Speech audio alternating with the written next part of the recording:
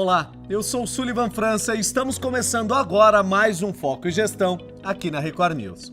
Você já sabe, se quiser um local que fala de inovação, carreira e liderança e muitos outros temas do universo corporativo, o lugar é esse aqui nas suas manhãs de sábado. Um assunto muito discutido no mercado é a questão da inclusão.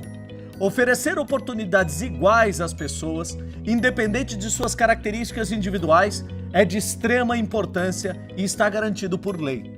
No Brasil, a legislação determina que companhias com mais de 100 funcionários devem destinar de 2% a 5% dos cargos a pessoas com deficiência. A norma, junto com algumas outras sobre o tema, fez com que o país fosse considerado pela ONU, Organizações das Nações Unidas, como o mais inclusivo das Américas. Mas a ONU também admitiu no mesmo documento que a legislação brasileira não condiz com a realidade nacional. Muitas empresas não estão preparadas para a inclusão e o problema não se concentra na estrutura física dos prédios e salas. As dificuldades são mais relacionadas à adaptação cultural das companhias e dos demais colaboradores. Tem ainda, infelizmente, muito preconceito em relação à produtividade de funcionários com algum tipo de necessidade especial. Mas o Foco Gestão vai provar que é possível, sim, construir um time forte composto por essa diversidade. Nossa reportagem traz cases bem-sucedidos de inclusão, mostrando organizações que só ganharam depois de adaptar a sua gestão à acessibilidade. Enriquecer o capital intelectual também é um desafio para as companhias. Com o propósito de ampliar o conhecimento de seus colaboradores, muitas delas têm apostado no apoio à educação, auxiliando financeiramente os funcionários que querem concluir uma graduação ou até mesmo começar uma especialização. Grande parte das empresas também possuem convênio com instituições para oferecer descontos de cursos técnicos, de idiomas ou voltados a áreas específicas. Daqui a pouco, você vai conhecer na nossa reportagem os benefícios que esses investimentos trazem na prática, tanto para os colaboradores quanto para as organizações.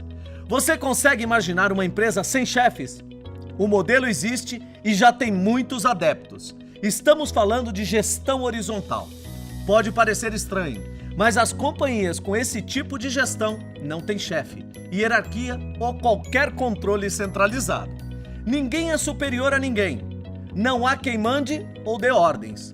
Todas as decisões são tomadas coletivamente. Essa forma de administração é possível e viável. Claro que para ser implantada e dar certo depende do nível de comprometimento dos colaboradores e das características da empresa, já que esse sistema propõe uma autogestão que precisa ser seguida à risca e com muita organização. Se quiser saber mais sobre o tema, não saia daí, porque já já vamos falar disso aqui no Foco em Gestão. E hoje recebo no estúdio Marcelo Luiz Orticelli, diretor de RH do Itaú Unibanco. Vamos conhecer como funciona a gestão de pessoas de um dos maiores bancos do país. O papel do líder é conciliar essas expectativas, esses sonhos e as diversas capacidades com os objetivos da empresa. E agora vamos acompanhar o melhor da inovação no nosso quadro Giro no Mundo.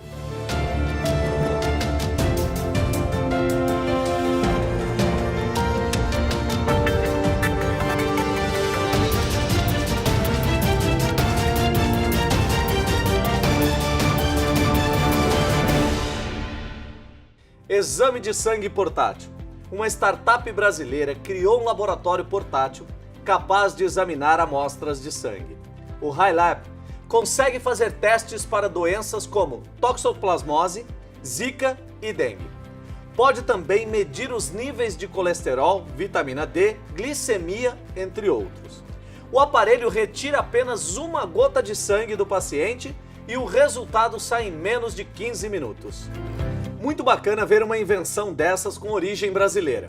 É uma excelente solução para quem precisa de um diagnóstico urgente. Já pensou? Apenas uma gota para descobrir se você está com zika ou dengue? Realmente esse aparelho será de grande ajuda para os tratamentos. Caminhão autônomo. O Uber está testando um novo protótipo de caminhão autônomo. O veículo é equipado com um sensor a laser para que a direção da inteligência artificial seja mais precisa. Outros aparelhos vão coletar dados para que o caminhão seja sempre melhorado, com foco na segurança e para evitar acidentes. Pelo que estamos acompanhando nos últimos meses, os veículos autônomos são uma tendência e chegaram para ficar. Claro que um caminhão desse tamanho andando sozinho causa uma certa desconfiança, mas espero que dê certo e que ajude efetivamente a diminuir o alto número de colisões nas estradas. Carregador Slim. A Cado, uma empresa israelense, quer tornar o transporte do carregador do seu celular ainda mais prático. A companhia criou um equipamento extremamente fino, com um formato bem parecido a de um cartão de crédito, que cabe até dentro de uma carteira ou mesmo no seu bolso. Os israelenses são muito bons quando o assunto é tecnologia. Todo mundo conhece o Waze, pois é, também veio de lá. Essa novidade é bem curiosa. Parece um cartão que promete sumir com aquele emaranhado de fios na gaveta ou na bolsa. Agora, não tem desculpa para esquecer o carregador em casa e ficar sem bateria. Elevadores horizontais. Uma famosa empresa alemã por construir elevadores anunciou que depois de 3 anos de desenvolvimento está testando novos modelos. As máquinas podem se mover tanto verticalmente quanto horizontalmente. O novo sistema usa trilhos magnéticos ao invés de cabos e contrapesos e pode mudar de direção indo tanto para cima quanto para os lados. Um elevador que se move para os lados traz uma sensação quase de passeio. O ponto interessante é mudar de direção, que pode causar até um certo desconforto, não é mesmo? Vamos esperar e ver exatamente como vai funcionar esses novos elevadores. Avião supersônico. Um novo projeto de avião supersônico capaz de transportar passageiros está ganhando força. O protótipo está sendo desenvolvido por uma fabricante de produtos aeroespaciais americana, em parceria com a NASA. Com o design pronto, as duas empresas planejam a construção da aeronave para voos comerciais. Ainda não há nenhuma previsão concreta de lançamento, mas realmente é um grande avanço para a aviação mundial. Segundo a NASA, será possível voar de Nova York a Los Angeles, por exemplo, na metade do tempo. Muita gente vai fazer fila para comprar essa passagem agora. Soldado do futuro. A Universidade Nacional de Ciências e Tecnologia da Rússia apresentou um projeto de exoesqueleto para militares. O protótipo dá mais resistência e força para os soldados e conta com um visor no capacete. A armadura tem resistência contra tiros de calibre leve e estilhaços de explosão.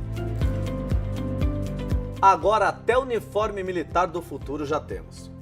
E dessa vez parece que saiu dos videogames ou do universo de Star Wars.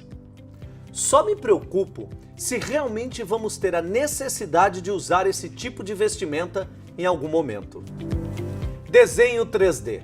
O Google desenvolveu uma nova tecnologia para brincar com a criatividade usando óculos de realidade virtual. Chamado de Google Blocks, o sistema permite que o usuário crie desenhos e estruturas 3D a partir de formas geométricas simples.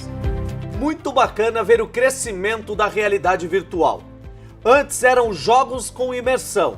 Agora podemos brincar e criar os próprios desenhos com a tecnologia. Logo, logo isso chega nas escolas com uma proposta educativa e vai trazer um aprendizado muito mais eficiente e divertido.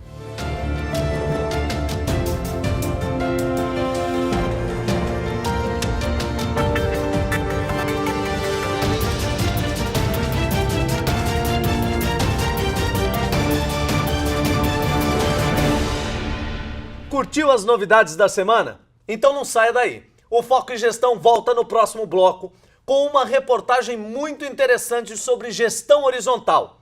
É daqui a pouquinho.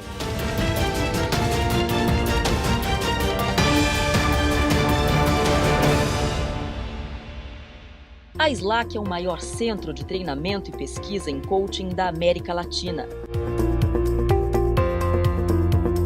Com mais de 15 anos de experiência, somos líderes de mercado, com profissionais renomados e metodologia exclusiva. Conquiste o sucesso na vida pessoal e profissional, com os treinamentos da elite do coaching no Brasil. O Espaço França é o mais moderno centro de eventos da América Latina. Organização, conforto, comodidade e experiência personalizada com sofisticação e requinte para eventos corporativos. O Espaço França conta com 4 diferentes salas.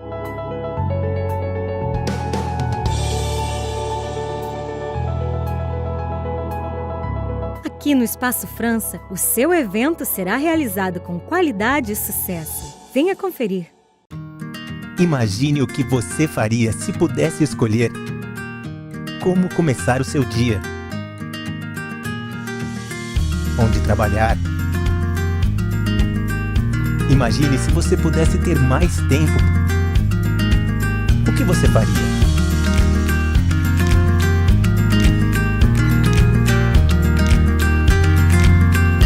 Viva a vida. VitaFine.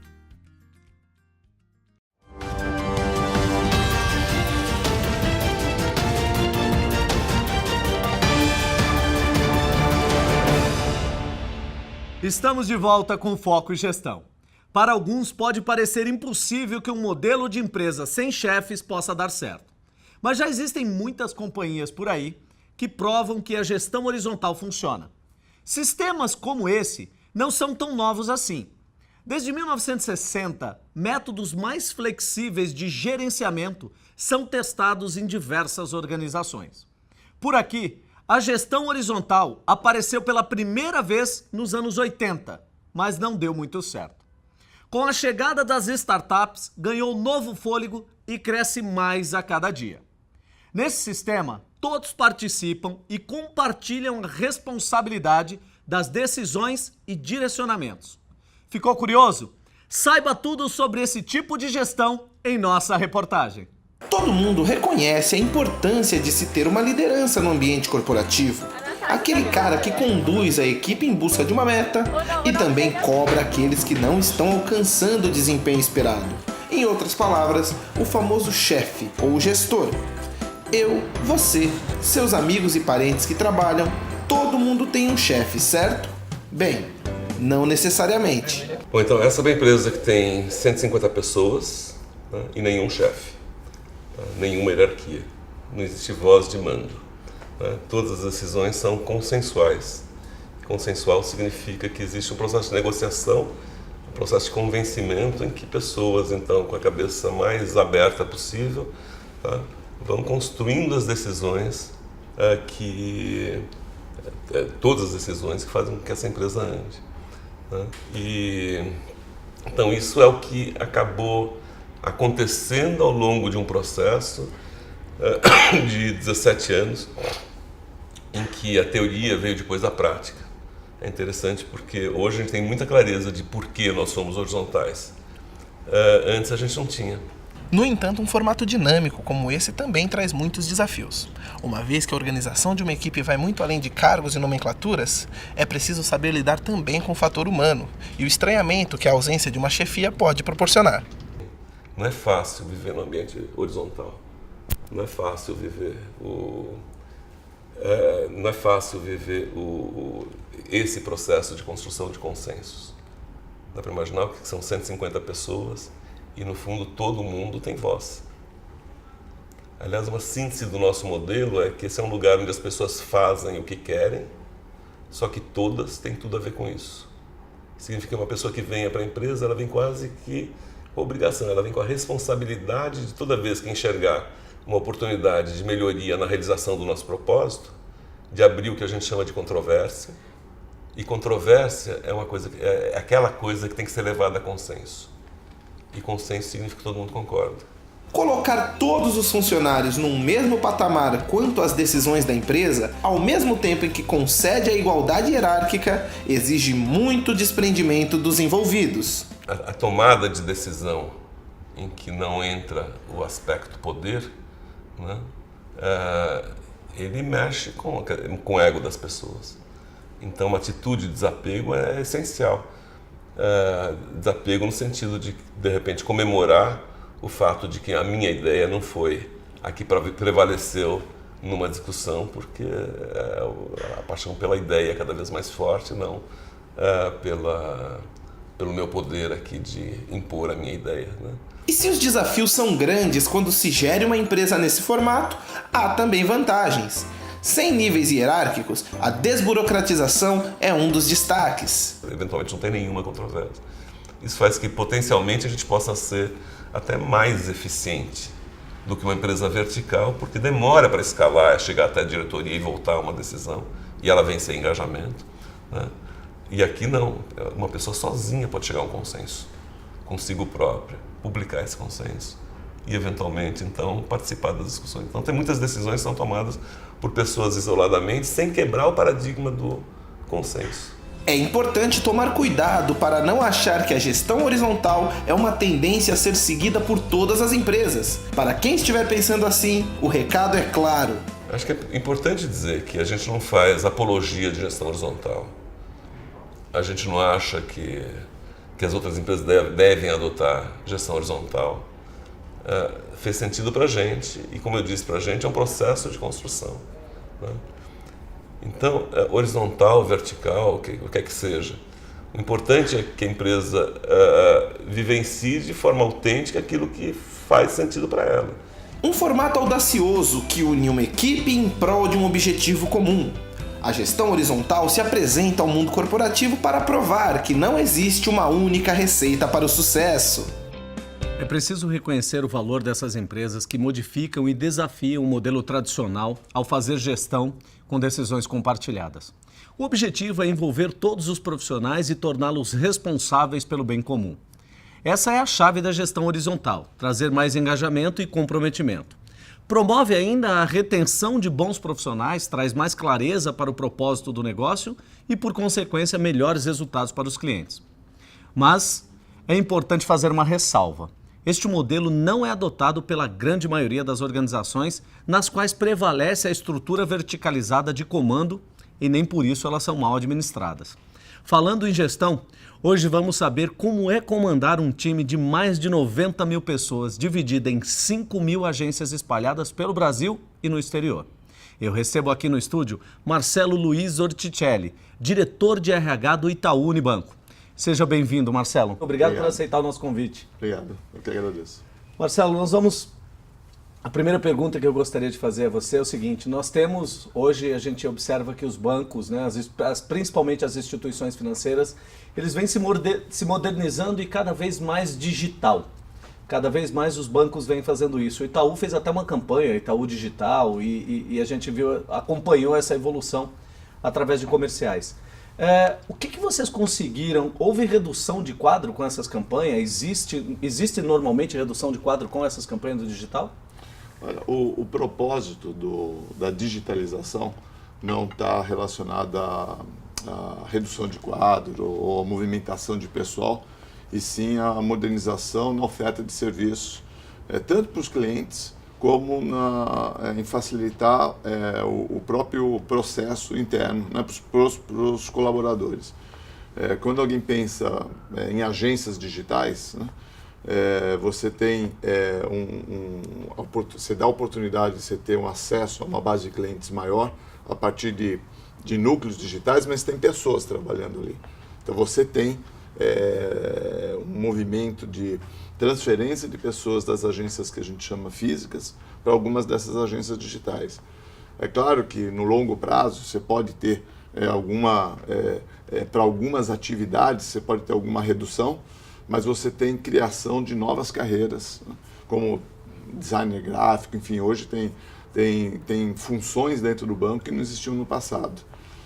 Esse ano mesmo a gente teve um aumento, né, de agências digitais e de clientes atendidos por essas agências digitais, e o nosso quadro no ano não se modificou, né? A gente só teve movimentação interna. Então teve uma realocação de pessoas, mas não necessariamente houve uma redução de quadro por conta disso. Exatamente. Marcelo, como é que o Itaú Unibanco faz hoje para atrair e principalmente reter talentos? Perfeito. Principalmente falando dos mais jovens. Começando pela atração de talentos, o Itaú ele é muito... hoje a gente busca via mídias sociais o acesso a estes jovens, né? Especialmente aqueles que estão iniciando carreira, que é o canal por onde eles se comunicam, né? Então, a forma de você alcançá-los é por meio das mídias, né, das mídias sociais e por eventos que a gente faz dentro do próprio banco, visitas às escolas, às universidades, ou usando os próprios jovens para que eles, né, façam esse processo de comunicação, né, o boca a boca, né, de um jovem que a gente atrai para dentro do banco e ele, com seus colegas, ele fala, né, do que é a experiência de trabalhar no Itaú. Então, o processo de indicação interna, quer dizer, são várias pistas, né, são várias estratégias para alcançar esses jovens, né, que estão continuamente buscando empresas como o Itaú para poder desenvolver sua carreira. Esse é um aspecto para você conseguir atrair o jovem. E para conseguir reter esses talentos? Acho que o principal, acho que eu dividiria em 3 pilares aqui, né? Acho que hoje a empresa, né, a gente atua dentro de princípios éticos, né, morais muito sólidos, e isto é algo que o jovem busca, né? Ele quer ter certeza que está numa empresa que ele pode respirar e ter a segurança de estar numa empresa ética, né? Uma empresa que preza, né, pelos seus valores. O jovem ele busca hoje propósito, né? Ele não quer apenas um emprego ou um salário, eles querem ter, eles buscam uma razão pela qual eles estão trabalhando numa determinada empresa. Dar a eles a oportunidade de desenvolvimento profissional. Então, o banco ele tem múltiplas carreiras e diversas áreas onde o jovem pode desenvolver as suas habilidades, a sua capacidade. Então, acho que esses são 3 dos principais pontos que ajudam na retenção. Utilizado na retenção. Olhando para uma outra ponta agora, para aqueles com entre 40 e 50 anos, o que o Itaú faz hoje para ter esses profissionais ou para ter uma inclusão desses profissionais de 40 a 50 anos? Falando da atração destes, né, a experiência e o conhecimento que eles têm num determinado ramo de conhecimento, acho que é um dos fatores críticos aqui para a gente poder atrair essas pessoas. O banco tem interesse em trazer experiência e trazer novos conhecimentos. A estratégia de retenção, ela também é focada na questão do desenvolvimento. A gente tem um valor dentro do banco de que a gente envelhece quando para de aprender, né? Então a idade não é um fator de envelhecimento, e sim, enquanto você tiver capacidade de aprendizado, você tem um valor importante para dentro da empresa. E como nós temos diversas áreas, é muito comum você ver esse processo de movimento e de relocação interna. Então são profissionais que adquirem uma determinada experiência numa área. Eu mesmo sou um exemplo disso, eu já trabalhei em controladoria, já trabalhei em planejamento, já trabalhei na área de risco, já trabalhei na ouvidoria, hoje estou no RH. Então, fui tendo a oportunidade de montar um portfólio de conhecimento passando por diversas áreas. Esse aqui é um fator importante para essa turma que está nessa faixa etária.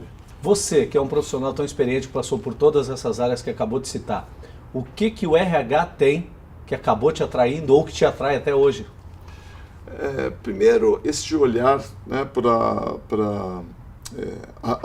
a gente chama o RH de área pessoas, né?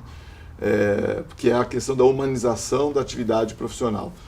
O que nós, como RH, podemos fazer para dar aos profissionais oportunidades de desenvolvimento e crescimento pessoal? O que o RH me fez, né, me ajudou no meu desenvolvimento como pessoa, não como ser humano, não apenas como profissional, mas pelas múltiplas oportunidades de aprendizado dentro da empresa, de interação com colegas. Nós trabalhamos muito o ambiente de trabalho, nós temos pesquisas, né, que a gente monitora a pesquisa de clima interno, que é um fator importante para a gente sabe que um ambiente saudável potencializa a capacidade de entrega, né, de resultados dos funcionários e aumenta neles a satisfação de estar dentro da empresa. Então, acho que este é um valor importante do nosso RH, prezar pela cultura, trabalhar o propósito, o engajamento, né, dos colaboradores e dar a eles oportunidades de aprendizado e desenvolvimento. Marcelo, o que você considera hoje imprescindível para um profissional chegar a uma posição de liderança dentro de uma organização, especialmente dentro do Itaú Unibanco? Dividiria em dois caminhos aqui importantes. Um é muito trabalho, não basta o talento, né? Não basta, né, você ter muito talento, você ser gênio neste ou naquele assunto, precisa transpirar, né? Precisa realmente trabalhar bastante. É a entrega do dia a dia. A entrega, né? A disposição, né? A energia, né? Acho que isso é um ponto importante. Acho que é um aspecto até para, de uma certa forma, se colocar como exemplo também, né? Perfeito. É um pré-requisito básico. Perfeito. Seria isso. De você adquirir novos conhecimentos, porque um conhecimento adquirido num ano, as coisas mudam com uma velocidade muito grande. Nós começamos a nossa conversa falando em digitalização. Então, a maneira como a gente desenvolve as atividades hoje é muito diferente do que era no passado.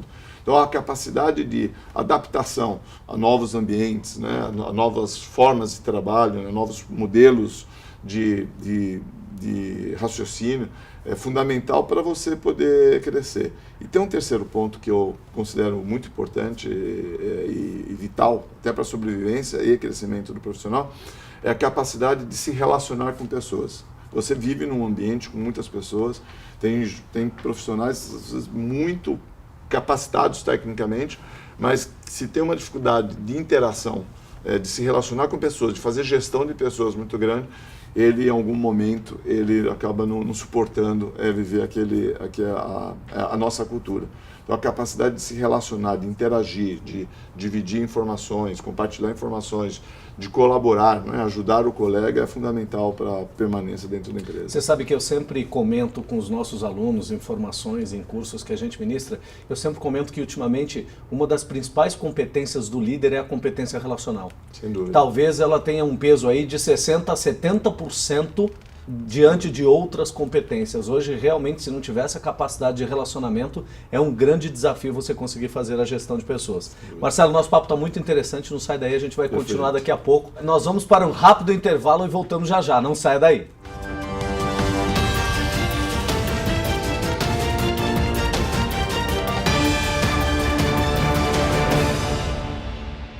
A SLAC é o maior centro de treinamento e pesquisa em coaching da América Latina. Com mais de 15 anos de experiência, somos líderes de mercado, com profissionais renomados e metodologia exclusiva. Conquiste o sucesso na vida pessoal e profissional, com os treinamentos da elite do coaching no Brasil.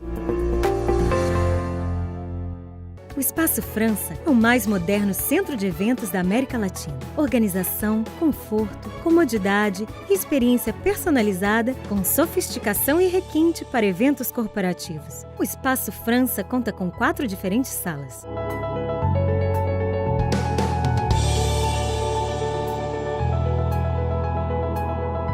Aqui no Espaço França, o seu evento será realizado com qualidade e sucesso. Venha conferir. Imagine o que você faria se pudesse escolher como começar o seu dia, onde trabalhar. Imagine se você pudesse ter mais tempo. O que você faria?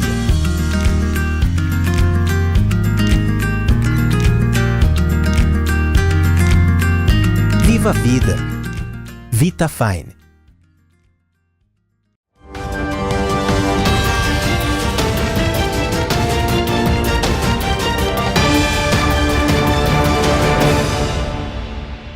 Estamos de volta com o terceiro bloco do Foco e Gestão e aqui do meu lado está Marcelo Luiz Orticelli, diretor de RH do Itaú Unibanco. Nós já conversamos sobre o processo de digitalização do banco, planos de carreiras para os jovens e também sobre o papel do RH na preservação da cultura corporativa do Itaú Unibanco. Marcelo, quais são as principais diretrizes e políticas da gestão de pessoas hoje dentro do Itaú Unibanco? Primeiro, nós temos a gente chama aqui quase como uma missão, né, da política de RH do banco, que nós queremos ser o lugar de escolha dos nossos colaboradores todos os dias. O que isso significa? Para quem não está no banco, ele quer que o banco, que o Itaú seja um lugar onde ele quer trabalhar.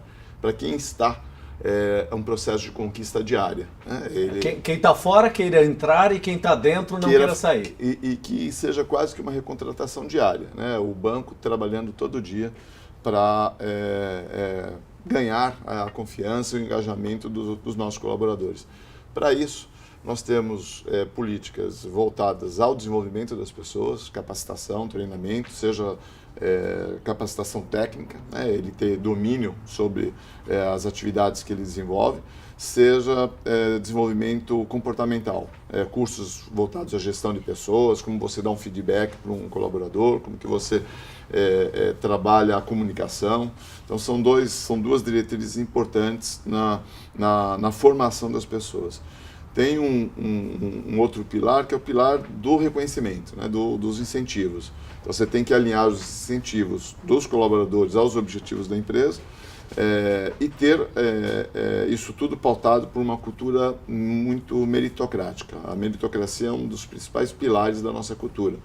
E por meritocracia, nós definimos a nossa capacidade de, primeiro, dar oportunidades iguais para todos, né?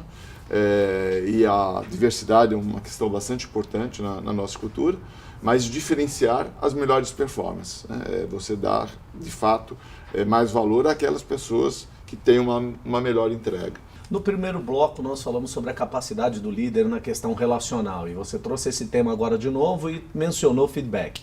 Perfeito. E aí me vem uma dúvida, é o seguinte: o que você considera hoje os maiores desafios para formar líderes dentro do Itaú Unibanco? Primeira questão é você ter profissionais capacitados para lidar com pessoas, né? Para se importar verdadeiramente com o desenvolvimento das pessoas e alinhar os objetivos da empresa com as expectativas das pessoas. Eu costumo falar que um gestor, ele administra expectativas, né? A gente lida com pessoas e cada um tem o seu sonho, tem a sua expectativa, tem a sua energia, os seus valores pessoais, e o papel do líder é conciliar essas expectativas, né, esses sonhos e as diversas capacidades com os objetivos da empresa. E um dos papéis fundamentais de um bom líder, né, é saber orientar e dar um bom feedback para o seu time, né, ou para as pessoas com quem você se relaciona. Costumo falar que o feedback é um presente para a pessoa, um feedback bem dado, ele abre para a pessoa portas da onde ela pode se desenvolver melhor, o que ela pode aperfeiçoar e o que ela deve manter como sendo uma fortaleza quando bem identificada. É interessante você falar sobre feedback e eu tive uma experiência há pouco tempo com uma canadense, nós conversando sobre desenvolvimento de liderança e tal, ela apresentou um programa que ela tem de desenvolvimento de líderes. E no programa, para você ter uma ideia, é um programa de 24 horas e ele não fala de feedback. E aí eu perguntei para ela, né, olha, no Brasil a gente não estabelece nenhum programa de desenvolvimento de liderança sem o tema feedback, né? Ela riu. E aí ela falou assim, não, no Canadá a gente imagina o seguinte, se você está numa posição de liderança, feedback é uma coisa que eu não preciso te ensinar. E a gente vê que no Brasil é completamente diferente, é um tema que você tem que abordar diversas vezes, existe o desafio, porque é uma questão extremamente cultural. Marcelo, me diz uma coisa, de quando você entrou para cá, o que o Marcelo, ou o time do Marcelo, mudou na área de recursos humanos do Itaú Unibanco? Bom, é uma longa história, né? Tem várias, são vários anos. Pode ser 2, 3 coisas que você considera mais importantes. Assim. Acho que o primeiro é o estabelecimento de uma cultura reconhecida por todos dentro da empresa, e que esteja, eu digo, já no DNA das pessoas. A gente não, quando nós definimos a cultura do banco, nós tínhamos uma área, para cuidar disso. Hoje nós não temos mais a área, não precisa mais ter a área. Aliás, era parte do meu objetivo, era estruturar um processo cultural dentro da empresa, que fosse reconhecido por todos aqueles que vêm para dentro do banco ou que já estão trabalhando no Itaú. E quando isso estivesse bem consolidado, eu não precisaria mais ter uma área trabalhando na sua consolidação, porque isso é natural, isso já está impregnado naquelas pessoas que estão lá. Então, eu diria que esse talvez seja uma das principais mudanças que nós tivemos nos últimos anos. Uma mais recente agora é o estabelecimento de um propósito, descobrir significado na sua atividade, por que ele está fazendo aquele trabalho. O exemplo de uma pessoa que estava na NASA, um faxineiro, e acho que o Kennedy perguntou para ele, né, o que você está fazendo, né? Era faxineiro, ele estava ali limpando o chão e ele falou assim, não, eu estou ajudando nós levarmos o homem para a Lua, né? Quer dizer, ele tem um significado muito maior, né? E esse é um trabalho que a gente está realizando agora. E um terceiro ponto, nós vivemos uma sociedade diversa, e o tema diversidade tem ganho uma força muito grande dentro do banco, e este era um dos meus objetivos, de trazer isto, né, primeiro para dentro do RH, e do RH para dentro da empresa como um todo, o reconhecimento das diferenças, dos diversos modelos mentais, de dar condição e oportunidade para que todos, né, tenham as mesmas oportunidades, e eles vão se diferenciar pelas suas habilidades, pelas suas capacidades, que são 3 dos. Marcelo, me diz uma coisa, qual é a participação da área de recursos humanos na tomada de decisão e principalmente no desempenho da empresa? Nós temos o nosso principal executivo de RH, a nossa vice-presidente, a Cláudia, ela senta no comitê executivo, então ali toda semana tem uma reunião do presidente, são 5 diretos, né, 5 reportes diretos que comandam toda a empresa, e o RH tem um posto, né, nessa mesa. É nessa mesa que são tomadas as principais decisões estratégicas da empresa. Eu tenho trimestralmente, né, junto com a Cláudia, um posicionamento no Conselho de Administração, onde a gente apresenta quais são as principais diretrizes e estratégias de pessoas que nós estamos fazendo dentro da empresa. E todas as decisões de negócios tem sempre um profissional de RH, nós temos equipes de RH, que nós chamamos de consultores, consultores de RH, que eles estão presentes dentro dos negócios, das decisões de negócio. Para dar o exemplo, o varejo, o crescimento do varejo se dá, e de resultados do varejo se dá com pessoas. Então, a capacitação das pessoas pela melhor entrega dos produtos e serviços para os nossos clientes é que garante o bom desempenho da empresa. Então, a posição, um profissional de RH, ele está sempre sentado junto com o líder do negócio para a tomada de decisão das decisões estratégicas voltadas ao negócio. E dentro do RH, sempre uma equipe especializada pensando em como a gente desenvolve as pessoas para o crescimento da empresa. Marcelo, um ponto sempre delicado, e principalmente no setor financeiro, é o relacionamento com entidades sindicais. Como que se dá o relacionamento do Itaú Unibanco com os sindicatos? Evoluiu bastante também. Eu, pessoalmente, tenho essa responsabilidade. Então, eu tenho, além da negociação anual que a gente faz com o sindicato na database para a negociação de salários, nós temos uma agenda contínua ao longo do ano para discutir oportunidades de melhoria no nosso modelo de gestão. Então, hoje tem uma proximidade muito grande. Eu costumo dizer que o sindicato ele é uma extensão dos nossos profissionais de RH, porque eles estão presentes na ponta, né, nas agências, eles ouvem o calor e algumas queixas de colaboradores, nos dão a oportunidade de identificar alguns pontos de melhoria, e algumas vezes nós também temos divergências, nós temos muitas vezes visões diferentes acerca de um mesmo assunto. Acho que o interesse é comum, é melhorar a condição de trabalho dos nossos colaboradores. Meritocracia é um ponto importante para a gente. Para o sindicato, muitas vezes ele entende que a gente deveria ter uma socialização de algumas práticas. Então, são algumas diferenças naturais desse... Até comum, né? É comum, mas eu avalio como hoje tendo uma relação muito boa. Ainda que hajam divergências, mas tem muito diálogo, né? Hoje o relacionamento é muito pautado no diálogo e uma presença muito grande. Papo muito esclarecedor sobre a gestão de RH do Itaú. Marcelo, muito obrigado por aceitar o nosso convite, por participar e contribuir com o nosso telespectador Eu que aqui. agradeço o convite. Tá? Obrigado. Investir em projetos que trabalhem a educação dos colaboradores traz muitas vantagens não só para os funcionários, como também para as próprias organizações. A oferta de capacitação ajuda a reter talento nas empresas e também contribui muito para o desenvolvimento do colaborador e, claro, para as companhias de uma forma igual. Com conhecimentos sempre atualizados, esses profissionais se inserem de maneira mais efetiva no mercado corporativo e conseguem acompanhar com mais facilidades as constantes mudanças do mercado. Pode ser um curso de idiomas, ajuda para uma nova graduação ou especialização que vão aprimorar o trabalho no dia a dia. Tudo é válido para enriquecer o capital intelectual da organização. Nossa reportagem visitou algumas companhias que acreditam que o estudo e o aprimoramento são fundamentais para os seus funcionários. Confira na nossa reportagem. As longas horas no trabalho, sempre cheias de pressão e correria, são desculpas para muitos profissionais não darem continuidade aos estudos. A questão econômica, principalmente em épocas de crise, é outro fator que pesa bastante na decisão de escolher um MBA, cursos de idiomas ou uma formação técnica.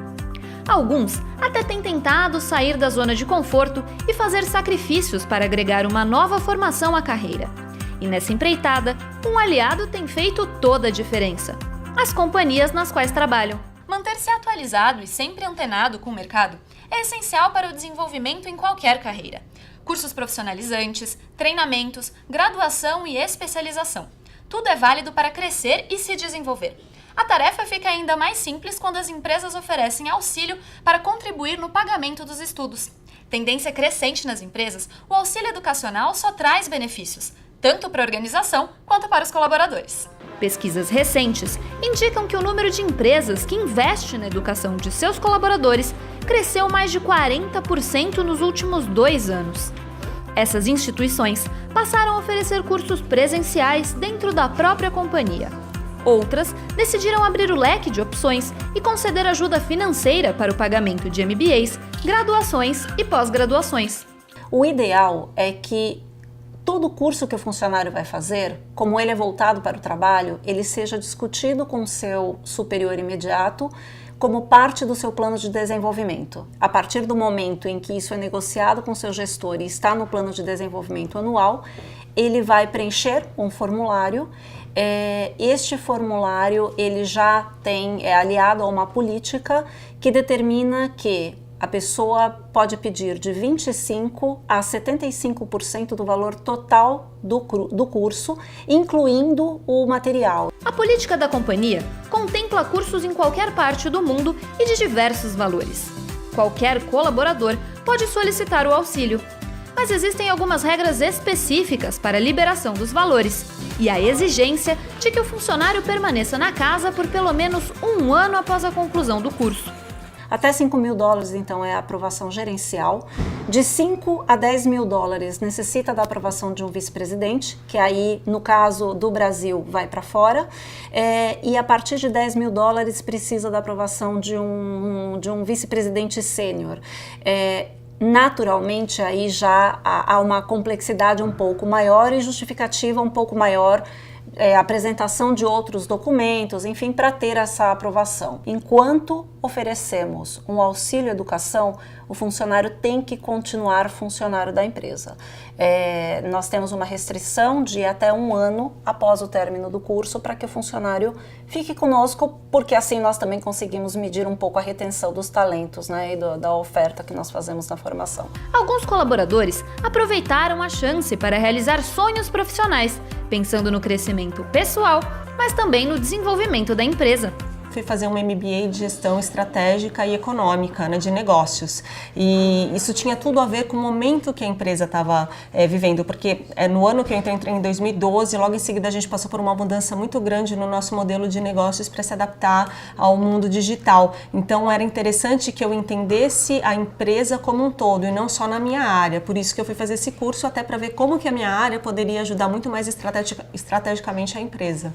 O benefício funciona como uma ótima ferramenta para reter talentos e ainda contribui para aumentar a produtividade e o lucro das companhias, que se tornam mais competitivas com funcionários muito mais motivados, engajados e preparados. isso dá um gás mesmo no dia a dia do trabalho, porque você quer buscar novas coisas. Então, hoje eu tenho a minha função, eu sei o que eu faço, as minhas entregas. Mas com o que eu estou aprendendo, eu consigo agregar mais em outras áreas, em outras funções, conhecer coisas novas. Então, com certeza, incentiva, sim, e me motiva a crescer cada vez mais. A gente tem uma estratégia específica de incentivos educacionais. E esse incentivo educacional, ele está baseado no incentivo e que a gente inspira, que a gente chama de inspiração, onde o colaborador tem acesso a feiras educacionais, o colaborador acessa a plataforma, ele olha na plataforma o que ele deseja cursar, como conteúdo e instituição que ele deseja cursar, e ele vai até a instituição e a instituição já acata ele como aluno com aquele desconto negociado. Uma outra frente que a gente trabalha dentro de incentivos educacionais também é o incentivo com subsídio. Independente do cargo ou da área, quem tem a oportunidade de realizar um curso com a ajuda da companhia só tem a agradecer. Com essa ajuda da Via Varejo, eu pude fazer esses cursos. Se não fosse isso, talvez eu não teria feito. Praticamente eles me reembolsavam 50% do valor do curso, então metade, né, do valor, e cursos não tão baratos, e eu consegui fazer numa boa por causa da Via Varejo. Todas as empresas podem oferecer o auxílio educacional. Quem investe nos colaboradores recebe como retorno funcionários mais preparados e com muita garra para enfrentar todos os novos desafios. O desenvolvimento de habilidades e competências é essencial para a melhoria do processo de inovação da empresa. Como todos sabem, conhecimento é a única coisa que ninguém pode tirar de você. Organizações sabem que pouco adianta investir em tecnologia sem apostar na qualificação de pessoas. É importante perceber que a empresa também não é apenas um espaço para realizar tarefas em troca de remuneração. O que cada profissional tem que sempre levar em consideração é que só a educação e a força de vontade podem mudar completamente uma carreira profissional. Não sai daí! No próximo bloco vamos falar sobre acessibilidade. A sua empresa está pronta para oferecer inclusão e conforto para pessoas com deficiências? A gente volta já já.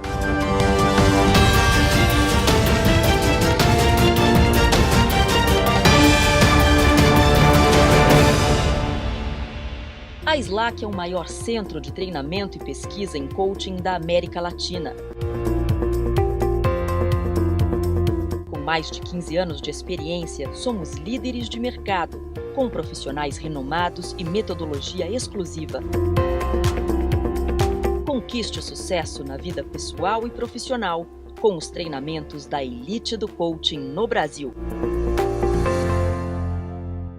O Espaço França é o mais moderno centro de eventos da América Latina. Organização, conforto, comodidade e experiência personalizada com sofisticação e requinte para eventos corporativos. O Espaço França conta com 4 diferentes salas.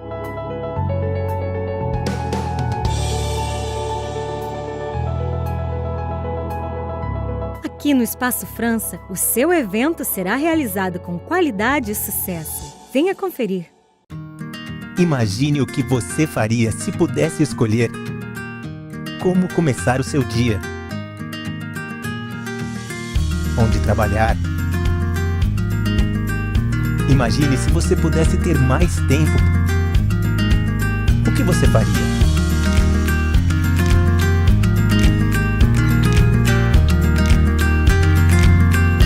Viva a vida. VitaFine.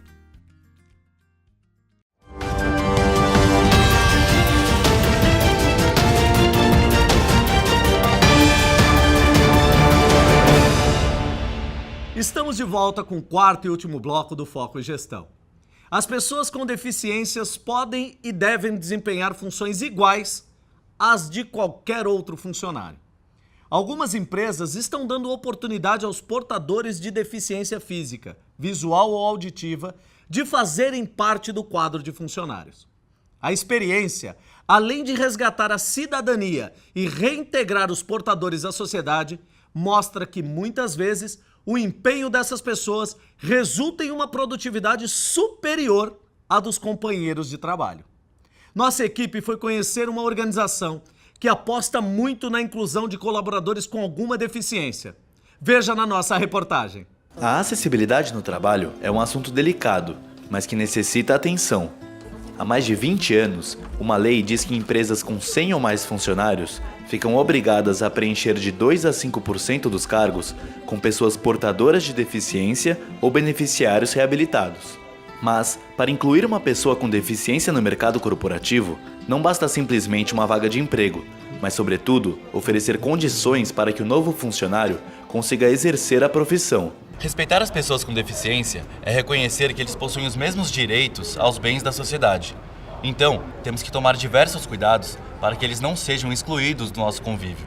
Essa empresa compreende bem do assunto e oferece acessibilidade para essas pessoas trabalharem normalmente. A empresa procura oferecer equipamentos para os mais variados tipos de problemas que uma pessoa pode ter.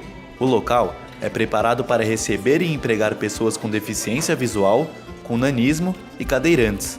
Pensando na igualdade social, não existe um número reservado para os indivíduos com necessidades. Nós temos profissionais com diversas deficiências, deficiências auditivas, visuais, físicas, intelectuais. Hoje a gente pensa em todo colaborador de forma individual. Então nós avaliamos com cada um qual é o tipo de deficiência dele e como que a gente pode contribuir para que ele tenha um bom desenvolvimento na TIM. Mais do que oferecer acessibilidade, a companhia se preocupa na inclusão dos funcionários dentro do ambiente de trabalho para que não se sintam diferentes dos demais. Pensando nisso, todo mundo trabalha junto, no mesmo ambiente, com as mesmas funções. Os profissionais com deficiência, eles trabalham junto com outras pessoas também. A gente não tem desigualdade com relação a isso. Eles trabalham junto com outras pessoas, eles têm as mesmas metas, eles têm as mesmas avaliações, tudo de forma igualitária. O Douglas está há algum tempo na empresa e já conquistou seu espaço.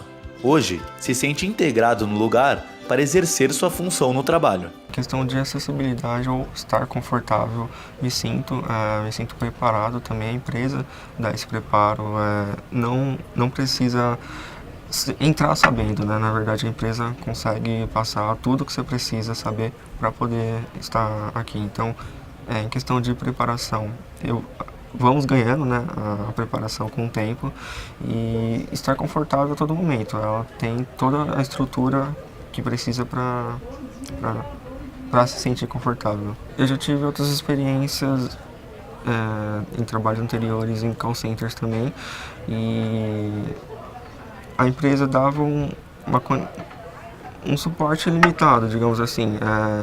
Você tinha um suporte, mas não era tão abrangente, você não tinha a total liberdade de trabalhar no lugar. Quando se fala em acessibilidade, a primeira coisa que vem à cabeça é uma rampa de entrada para cadeirantes ou um chão tátil.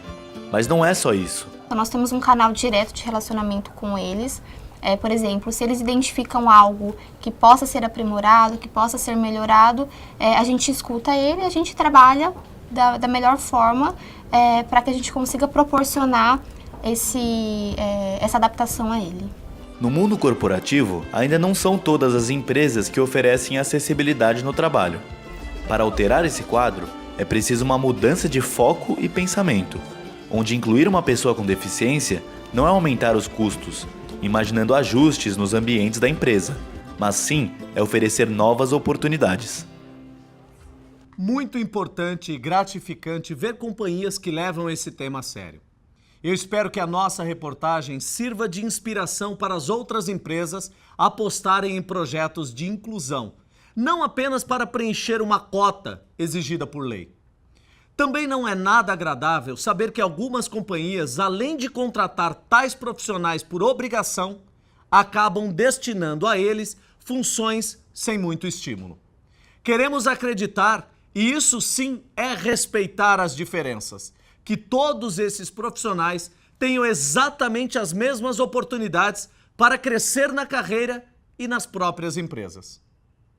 Agora chegou a vez do nosso quadro O Que, Quando e Como.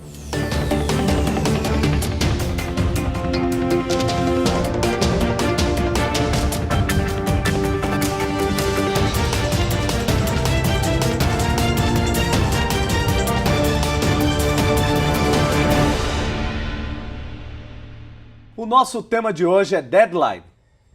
A expressão em inglês é bastante usada no mercado corporativo e significa prazo final. Ou seja, é a data limite que você tem para entregar algo que foi pedido. Pode ser uma resposta, um projeto ou até um documento. Neste caso, não importa muito a atividade ou a ação. O que importa é cumprir a data estipulada. A função do deadline é garantir o cumprimento de prazos e a manutenção da ordem dentro de uma empresa. No dia a dia do ambiente corporativo, é fundamental se utilizar dos deadlines para controlar cronogramas e prever as próximas ações, sem deixar passar nenhuma entrega. No mundo dos negócios, qualquer pequeno erro pode se transformar em um grande problema. E com o deadline, isso é ainda mais verdadeiro. Atrasar uma tarefa compromete, na grande maioria dos casos, não só o seu trabalho, mas o andamento de toda a sua equipe e, consequentemente, de toda a empresa. Coloca em xeque a sua transparência e a sua produtividade. Ninguém gosta de receber algo depois do combinado. E se você se comprometeu com algum prazo, é melhor cumprir. Pense comigo, quando você vai viajar, seja a trabalho ou mesmo a lazer, se não chegar ao aeroporto antes do avião decolar, você perde o voo, certo? Encare o deadline como seu avião prestes a decolar. Você não vai querer perdê-lo e ficar esperando pelo próximo, que pode ou não chegar. Não existe um momento certo para se usar o deadline. Esse prazo tem que ser estipulado sempre, em qualquer atividade ou tarefa que você se preste a executar. Esse limite final funciona como um objetivo a ser alcançado.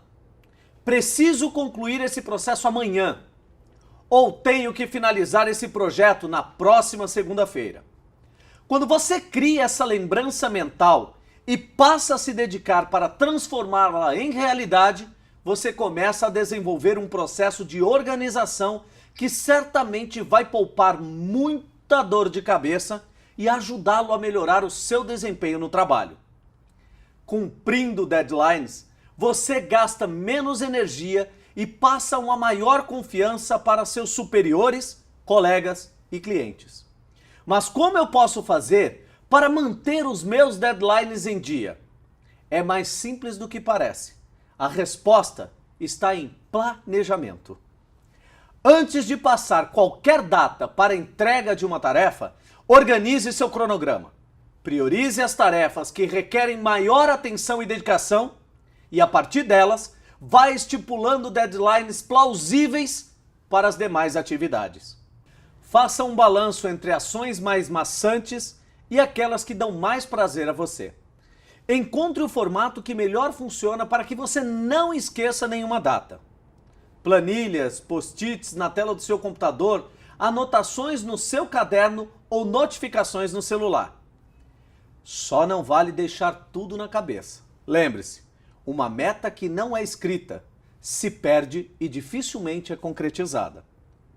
Cumprimento de deadlines exige foco, comprometimento e, de novo, planejamento. Não dá para justificar um atraso dizendo que se perdeu nas tarefas do dia a dia. Concentre-se em suas atividades, organize seus projetos e dedique-se para garantir a entrega de todos os prazos combinados. Você vai perceber que isso só trará benefícios para a sua vida pessoal e profissional. Esse foi o nosso que, quando e como desse programa, sobre deadline. Espero que você tenha gostado e aprendido.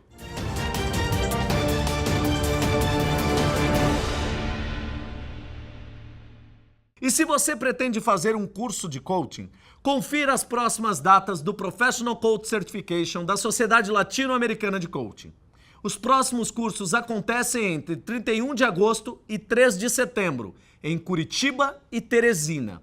O Foco em Gestão está chegando ao fim. Deixe a sua mensagem em nosso Facebook, WhatsApp e Instagram, que está aparecendo aqui na sua tela. Escreva pra gente, envie sua sugestão, pode ter certeza que será muito bem-vinda. No próximo sábado, você já sabe, às 9 da manhã, você tem um encontro marcado comigo, aqui na Record News, no Foco em Gestão. Até lá, tenha um ótimo fim de semana.